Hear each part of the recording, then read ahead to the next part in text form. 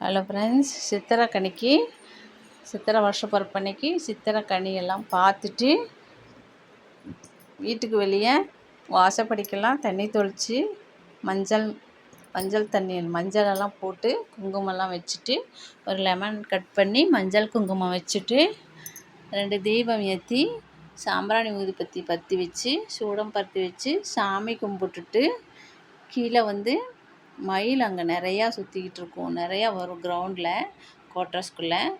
மயில் பார்த்திங்கன்னா அழகாக இருக்கும். பெண் மயில் ஆண் மயில் நிறையா இருக்குது.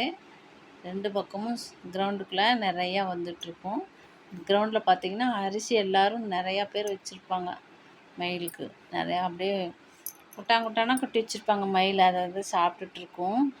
இந்த மயிலை பார்த்து கொஞ்சம் நேரம் ரசிச்சுக்கிட்டு அங்கே பாருங்க வீட்டுக்கு முன்னாடியே மயில் இருக்குது.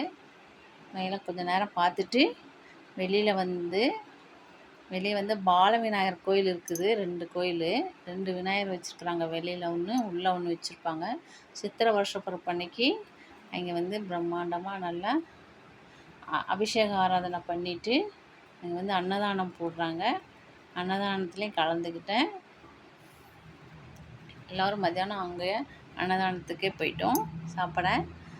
2-3 ரூபா எந்திரிச்ச வாட்டி தான் நான் உட்காந்து சாப்பிட்றதுக்கு. நீட்டாக போட்டிருந்தாங்க. ஒரு சாம்பார், ரசம், ஒரு கூட்டு, ஒரு பொரியல், ஒரு அப்பளம், வடை, பாயாசம் எல்லாம் நீட்டாக இருந்தது. நானும் சாப்பிட உட்காந்து சாப்பிட்டு முடிச்ச உடனே வீட்டுக்கு